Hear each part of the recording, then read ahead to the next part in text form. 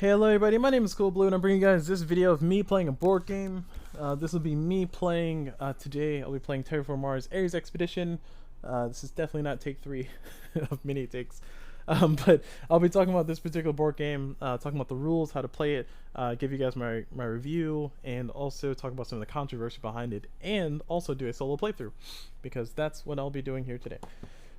Just give a quick comparison for this game really fast. This is not a small box.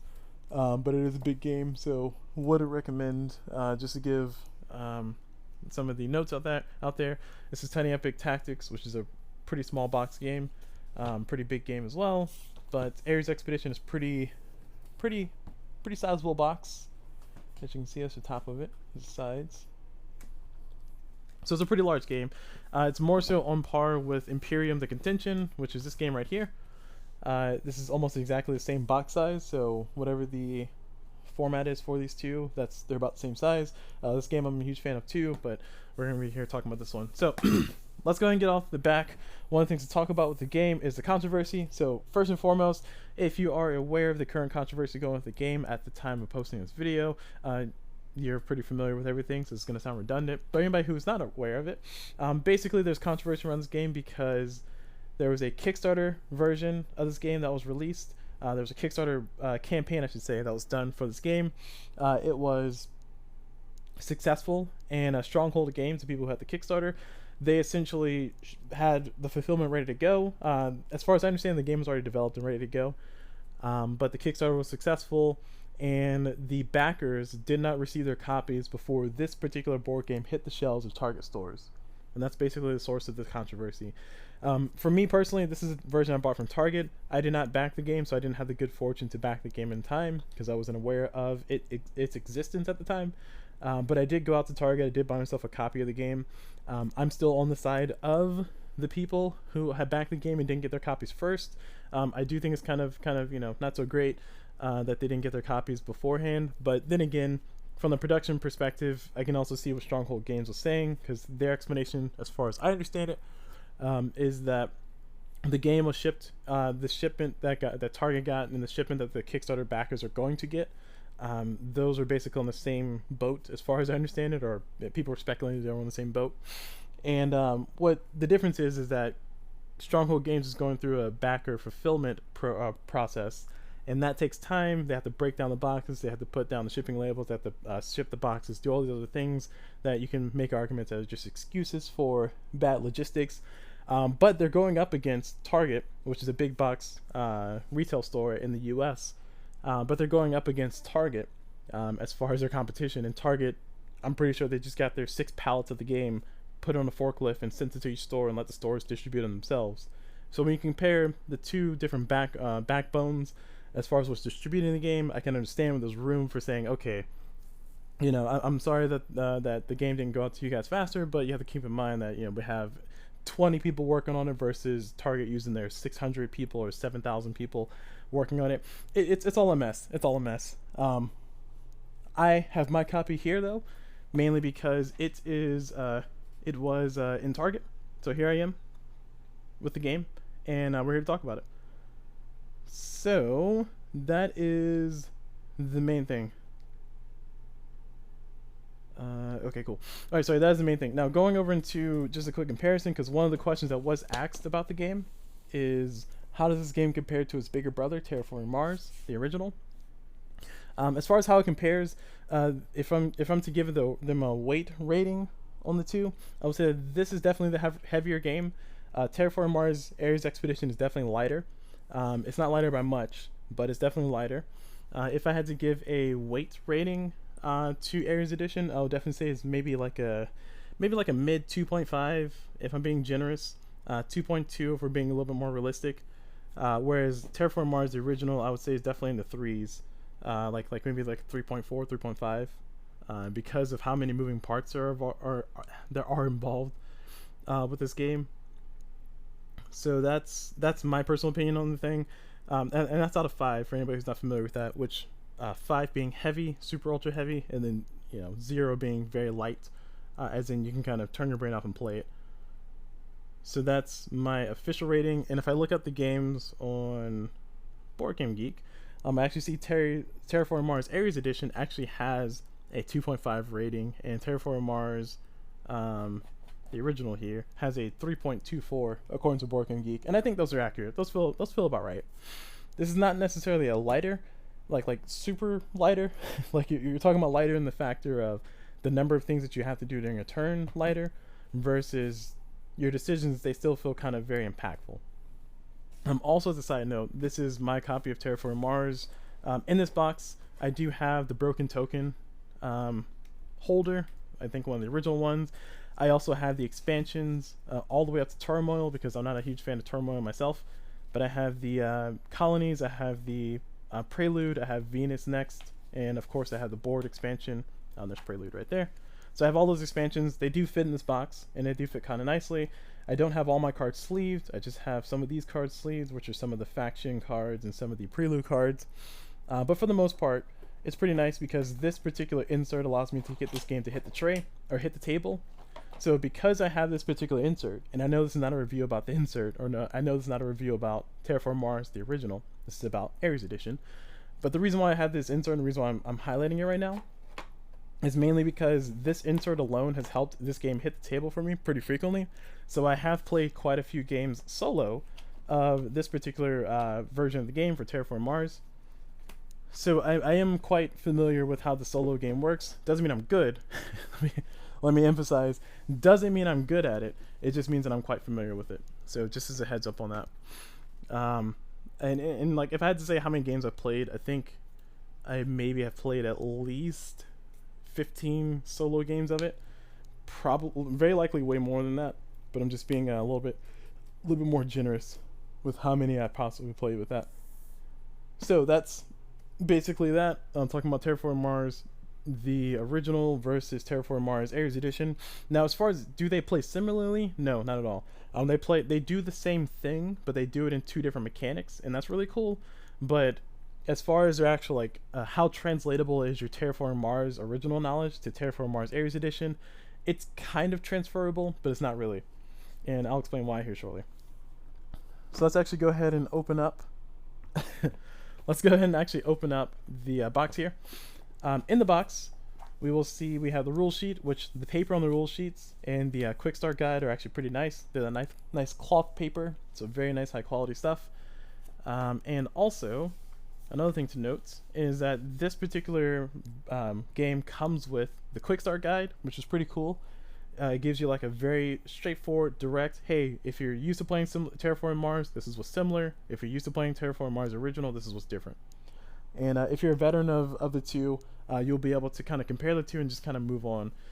Also, the quick start guide is pretty effective at getting you just playing the game and going, so that's pretty nice. You can literally just use this to play the game, especially if you're familiar with the original.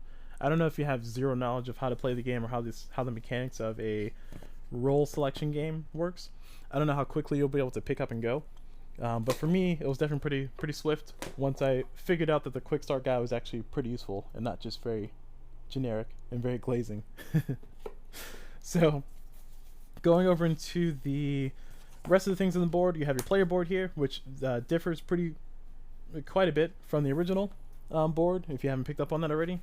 Everything is vertical for one, and for two, you don't have any resource spots for your titanium and your steel. So those two spots don't really have their own dedicated boxes, and there's a reason for that. Also, you have this extra one here, which is used for card draws. This blue section here, or this I guess, yeah, this blue section here. That's for how many cards you get to draw whenever a production phase is triggered. Also, what's different is the board. The board is pretty small. All these spaces here are only for the ocean tiles, and it's still required before the game is over. Before the game to end, you still have to get all of the heat up to max. You have to get all of the oxygen up to max, and you have to have all of the oceans flipped over. So that's still a requirement when you're terraforming Mars, which makes sense because it's called Terraforming Mars. The game does not come with these things here. These are just some extra things added to the box. We'll talk about those later when I actually need them for playing solo.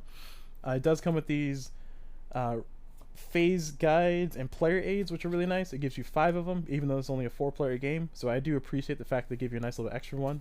So that's really good on them. Kudos for them. Put those to the side. And also, I did sleeve all of my cards. So if you haven't noticed that here, I sleeved all my cards. It does take up quite a bit of space. Without the sleeves, you are able to very comfortably fit pretty much everything on one side of the box. So you can fit all this stuff. Maybe not these foam dividers that it comes with, but you can pretty much fit all the cards and pretty much all this stuff on one side and have a whole free extra side. So the card sleeves do add quite a bit of bulk to it. But like I said, I wanted to sleeve all my cards, so that's what I did there. And you also get these nice little cardboard tokens here, which we'll talk about later. You get these pieces here that represent the forest that you'll be discovering, or that you'll be building, because we're on Mars, we're trying to terraform it, so we got to build nice beautiful trees. Very important.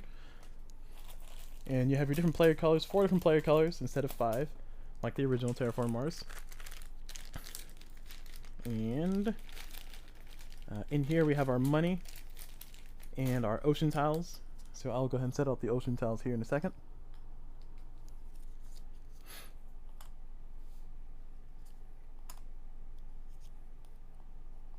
There we go.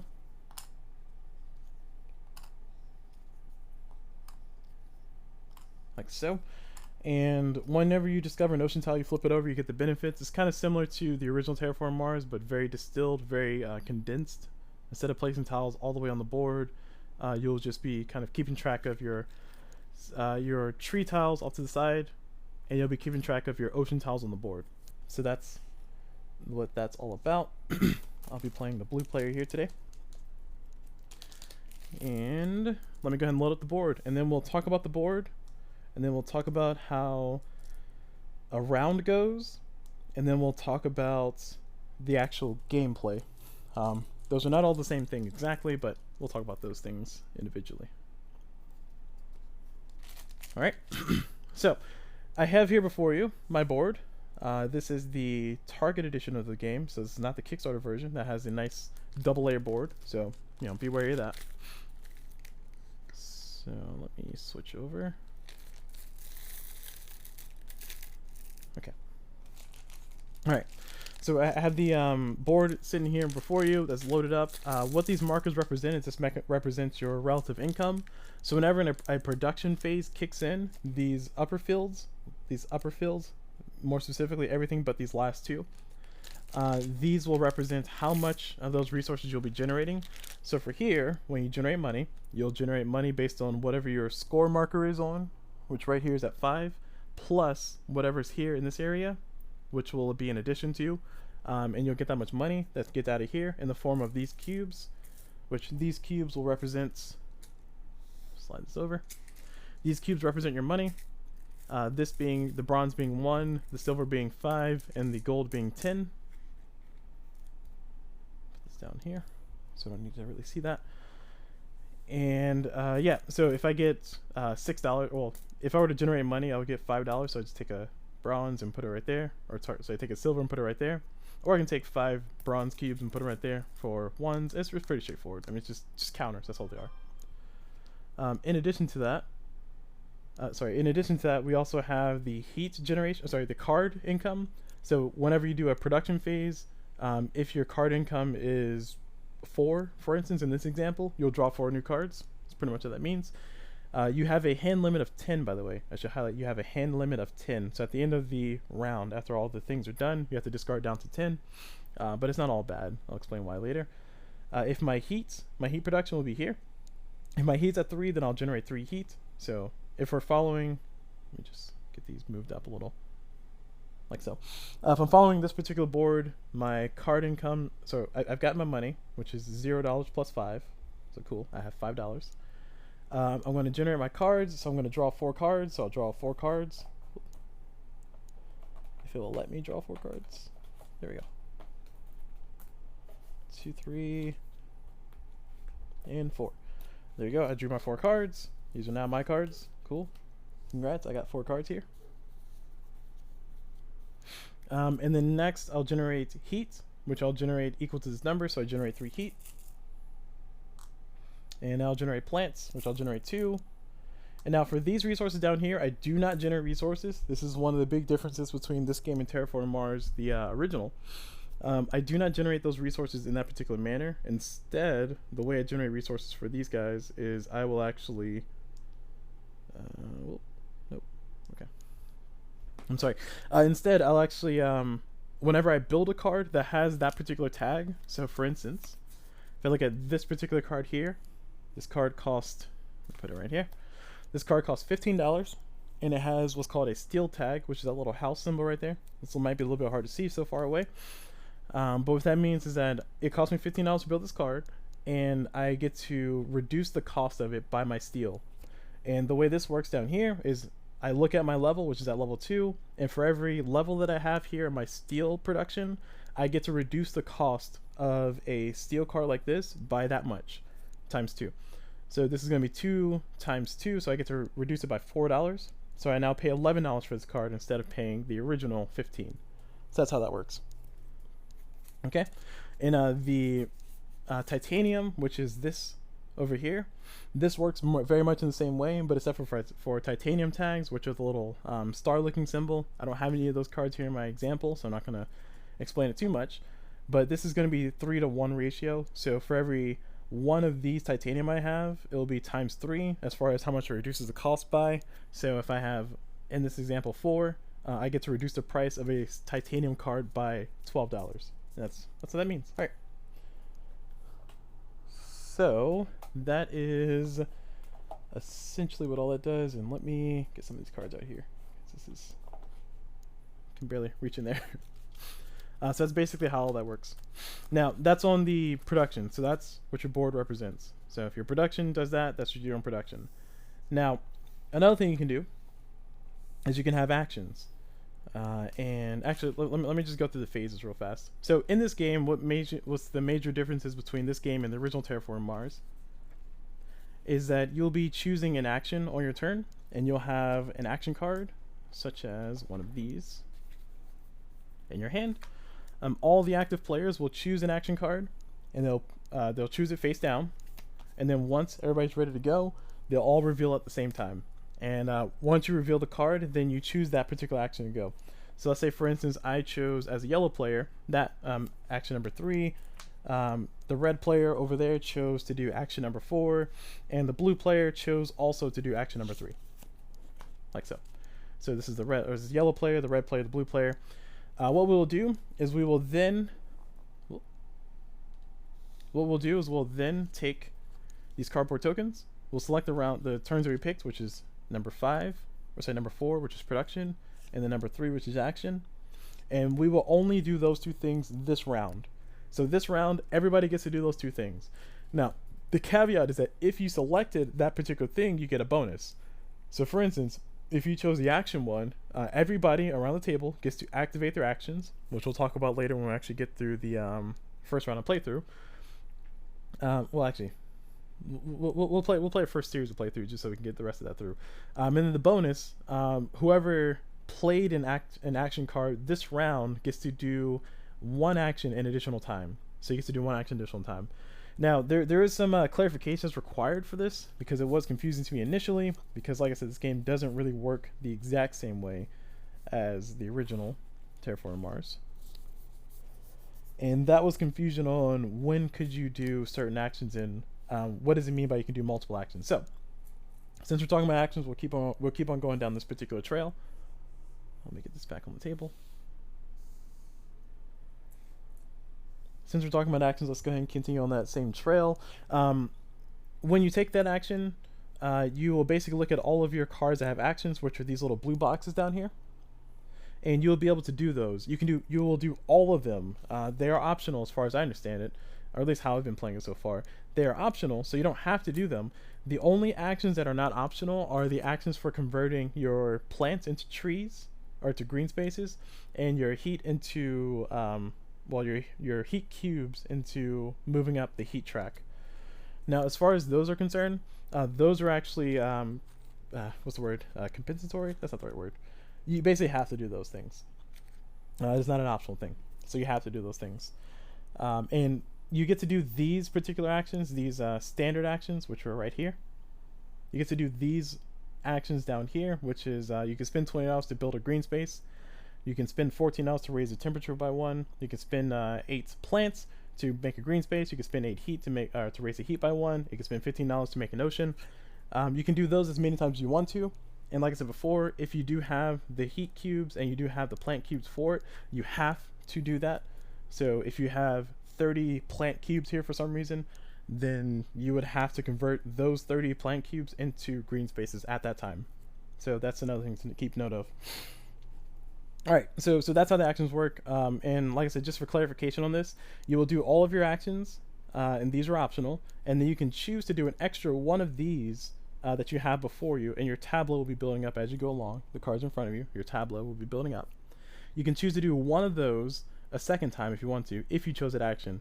Now, for the red player over here, note the red player did not choose the number 3 action, but they still get to do actions. So they, on their side, will be able to do all the actions that they have. They'll also be able to convert their plants and their heat like normal, and they can also pay $20 to build a green space. They can do all the things like normal. The only difference is that they do not get to do another one of their actions that they have built in front of them again. They just don't get that special benefit. Okay? But in this particular example, the yellow player, which is here, and the blue player, which is up here, both of these players will both be able to do an action a second time. That's what that means. Okay. All right. Oh, sorry, we're continuing with the round. Sorry. And then once we continue with the round, after everybody has done their actions, then we move on to the production phase, because that was chosen by this player. And the production phase will kick in. You just basically generate resources. So you look at where you are on the board. So for blue player, I get $5. So that would be this plus this. So in this case, I have $5. For my cards, I get to draw 4 cards. We did this before, but we'll do it again.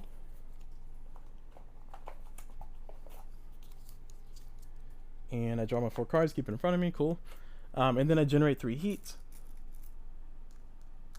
And then I draw 2 plants. And that's it. Now for the red player, because the red player chose to do the production action, they will get to do the same thing that I just did on my card as the yellow player, but they will also get to get a $4 additional. So they will get $4 and also do everything else. So that's the special benefit for doing that particular action. So that's kind of how this particular style of game works, where if you choose to do an action, you usually get that action plus a bonus. And then for everybody else gets to do just the normal action, but they don't get that bonus. And if multiple people choose the same action, that's fine. You both just get the bonus for that particular round. And then once that's done, everybody keeps that card in front of them. They choose another action. So basically this means that you can't choose the same one twice. They choose a different action, they put it down, or they put it face down, and then once everybody's ready, they all reveal at the same time, and then you take up your old action that you had down, and then you move on. Okay. So that gives you an idea of how a round is kind of played out. So let's go ahead and talk about the different actions, because this is core to the game. Believe it or not. Believe it or not. When you're terraforming Mars, you need to do things to actually help you terraform Mars. Who would have thought? Who would have thought?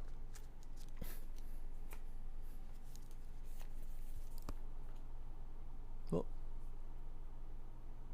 okay, sorry. Just want to make sure I didn't lose my network connection. All right. So the 5 different actions that you have are develop, construction, develop, construction, action, production, and research.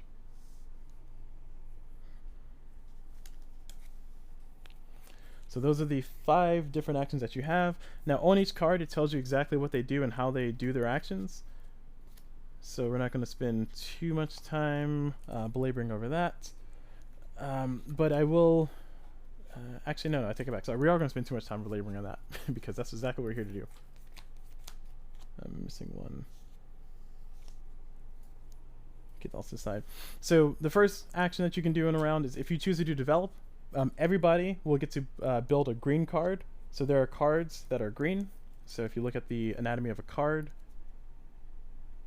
you can see that there's different colors. There's 3 different colors. There is the red cards, the green cards, and the blue cards. The blue cards are usually actions, but the green card is what you get to build. So everybody around the table gets to build one of their green cards. And if you look at the anatomy of a card, this card has a cost of $6. Put that on the table. This card has a cost of $6. It has no special tags, but it can have up to 3 different tags. And when you build it, you get this special benefit which basically gets to increase your titanium by 1 level. That's exactly what that means. So you get to build a green card, and if you played the develop action this turn, you get to spend $3 less. So for me, if I played the develop action, I would get to play this particular card that we're using as an example, and I can spend $3 less. So instead of spending $6, I get to spend $3 for it. Like so. There we go. So that's how that part works.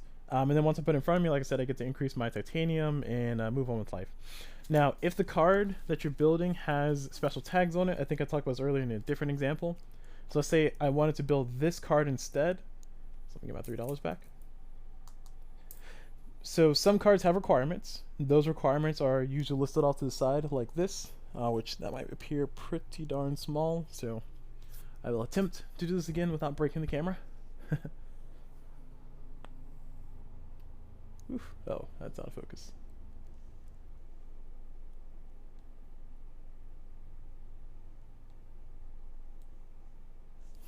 Alright, so I think that should be in focus now. Let's get it to stop shaking here. There we go. Cool, perfect. Alright. So now we zoomed in on the cards because I decided to be nice apparently. So when we look at the card, we can see that it has a cost of $12, and it also has a prerequisite requirement. In this case, I have to build the temperature, the oxygen. The oxygen has to be a red or higher, so that's what that means. And there we go. All right, so that should be fine. So the oxygen has to be a red or higher. That's what that means, and it'll also tell you in the text down here. Requires red oxygen or higher during the production, and then requires red oxygen or higher before you can build it. And also, when I build this card, I get to increase my money production by 2. That's what that means. It tells you there in the text. But in addition to that, this has a steal tag. So what I can do with the steal tag is I can reduce the cost of things. So if I play develop, and then I want to build this particular card, what I could do is instead of paying the $12, I get to reduce the cost by $3 because of this. So I now pay $9. And then I also get to reduce the cost by whatever this is. So this is, I have 2 steel, so I get to reduce it by $4 extra. So instead of paying the base price here of $12, I can instead pay a cost of 12 minus 3, which is 9, and then 9 minus 4, which is 5. So I pay $5 whole to build this card. Assuming that the oxygen, which is here, is at a red level, which is right there, or higher. So it has to be at red level or higher. Now, of course, if it's not, then I can't build the card. That's what that means. Also, this symbol here, if you're playing a multiplayer game, that's your victory point counter. It gives you, at the end of the game, this will give you 1 victory point. So that means it doesn't really mean a ton in a solo game, but just in case you wanted to know what that meant. So moving on to the next action. The second action that you can take is the construct action. So the way the construct action is kind of similar to the green action that we just did, with the exception of what this allows you to do is this allows everybody to build a red or blue card. So you can build a red card like this one or a blue card like that one. And if you did play this card, if you were the one who played the construction action, you get to draw a card, or you can play an additional red or blue card this phase. So if I, for instance, played this particular card and I could afford it, I can choose to play this red card first, which cost me $32, which if we're looking at my board over here, which I just realized you guys couldn't see from earlier, but which would reduce my cost by, because I'm playing a titanium, it will cost me 32 minus 3 times 4, which is 12. So I'll pay $20 for this card instead. I pay my $20, and then I get to build the card, and then I do all the effects on the card, which in this case, I get to raise the temperature by 1 step. Then I get to flip an ocean tile. Then I get to draw 2 cards. Anytime you terraform Mars, as in anytime I increase the temperature by 1, I get a victory point, basically. I get a TR rating. And then if I flip an ocean tile, let's say I flipped, this one up here, hypothetically. I'm not going to flip it because I'm going to preserve this board for actually playing in a second.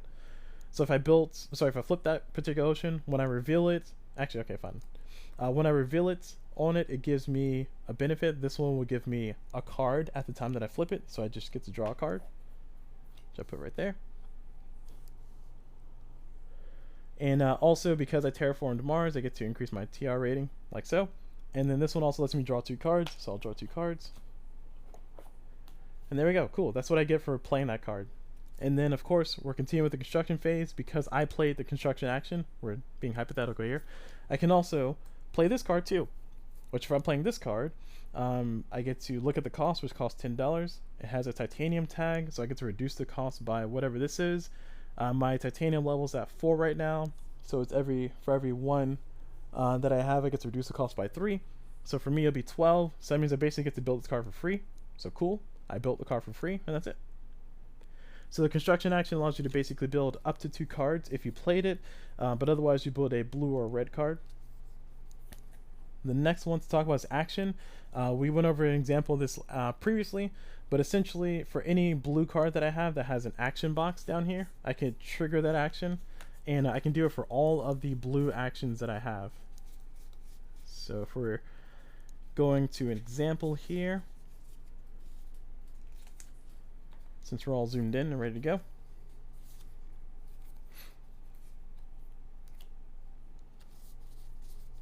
I thought I had another one. There we go. So if we're going into an example here, what we'll have is if I play the action card myself, I will be able to do actions, whether they be any actions that I have listed on my cards, like these blue boxes here, or if they are any of these standard actions, which are printed on the boxes down here. So these are standard actions right there. And the way the standard actions work is you basically get to do these. Now you can do as many standard actions as you want. So if you want to build 5 trees for $100, you could. That's a lot of money, but you can. If you want to raise the temperature 3 times in the same turn for $14 a piece, you can do so. For, was that $43? Nope, that's not right. $42.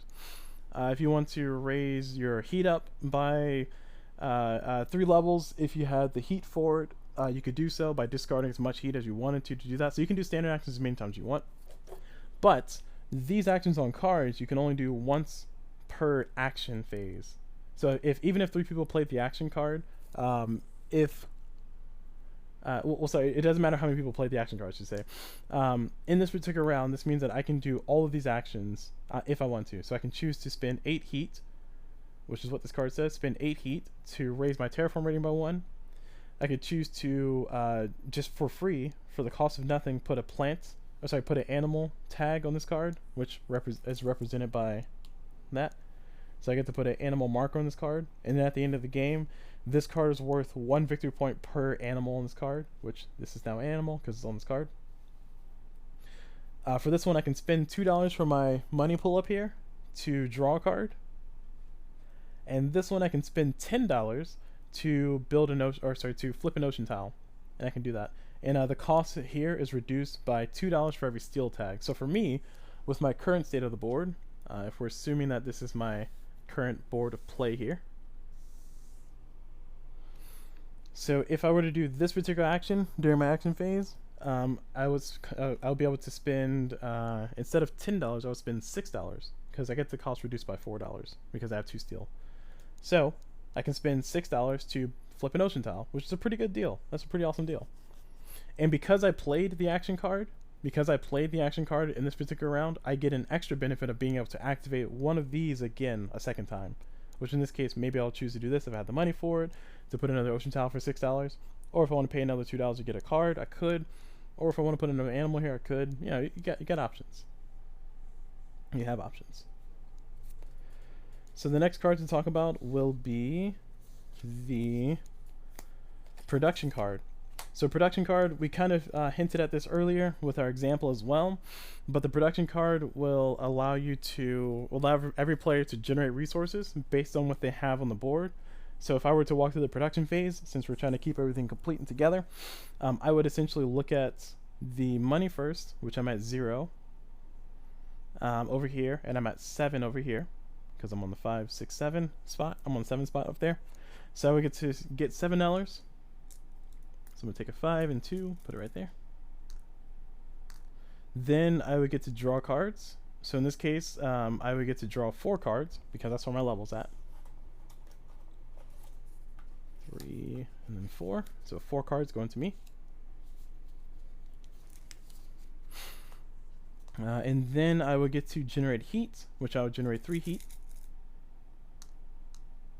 Like so, 3 little cubes. Now I get to generate plants, which I'll generate 2 plants. Oh, sorry. And now that I've done that, I will do the bonus. So if I played this action this turn, I will do the bonus of getting $4 extra. So I get $4 extra. 2, 3, and 4. There you go. So that's how the production phase works. And then of course everybody around the table gets to do that. At least the top box, and if you chose the card, you get to do the bottom card. The last one is research. Now research is interesting because I think there needs to be some clarification on this, but I'm going to play it the way I understand it from Race for the Galaxy, which what this says is all players get to draw 2 cards and keep 1. So you would draw 2 cards and you would get to choose between these 2 and keep 1 of them. And if you're the person who played the card, you get to draw an additional 3 cards and keep 1 additional card. So I played the card here in this hypothetical example, so I'm drawing 5 cards total and keeping 2. Now the clarification part that was mentioned before is that the game doesn't clarify if these cards that you discard have to be from your hand or from the cards you drew. Given the text of the card, I'm assuming it's implying the cards you drew, and also given that this game seems to be heavily inspired by Race for the Galaxy to begin with. In Race for the Galaxy, when you do your draw and discards, you do it from the cards you just drew. So you do your discard from the cards you just drew, so you can't do it from your hand. So I'm going to play that way. If that's not consistent, please let me know, but I'm assuming that that's what the rule is.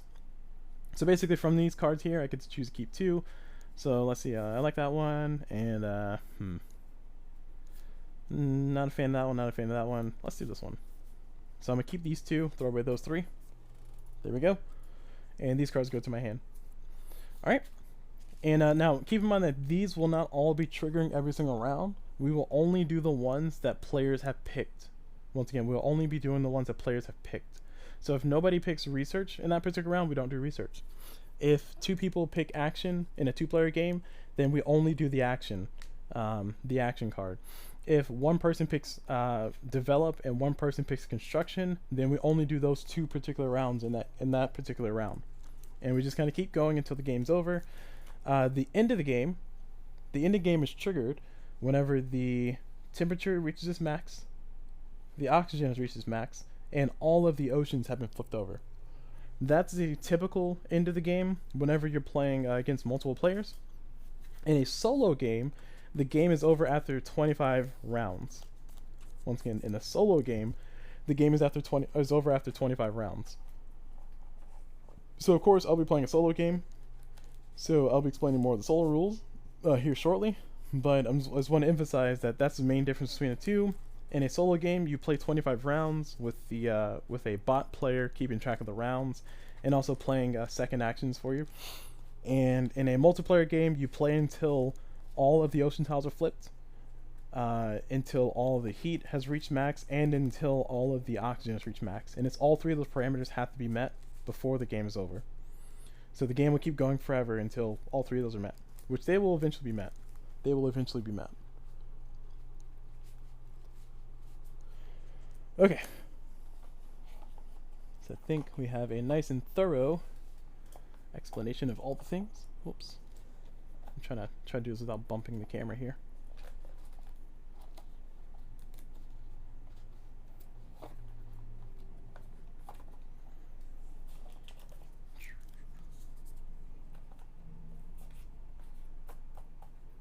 Alright. There we go. Oh, gotta put these away too. And just shuffle them in by putting them randomly in these. There we go. Should be random enough. And yeah, that's pretty much it. So let me go ahead and set up a solo game. Let's see. This one ran kind of long, so I will go ahead and do the solo setup and the solo playthrough in the second video. So feel free to check out that video if you want to see more on how to set up this game for solo play. And yeah, that's pretty much it. So let me zoom out back here. Not too far.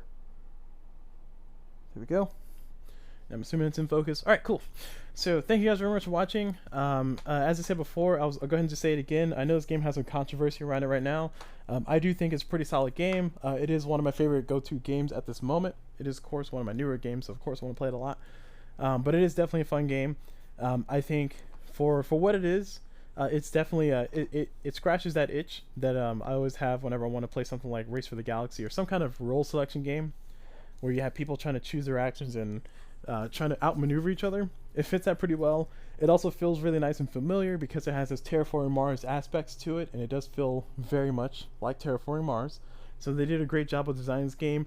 The controversy going around it regarding the shipping, that's still very icky, and I kind of hate that happened, but you know, that's what happens when the plans don't go as foretold. So that's it for this video. Hope you guys enjoyed it. Be sure to check out the second video, which I'll be going through the full playthrough, setup, and actually playing. So check out that video. Like I said, this one went a little long, so I'm not going to play the first round in this. But yeah, thank you guys very much for watching. Hope you guys enjoyed it, and as always, I will see you guys whenever.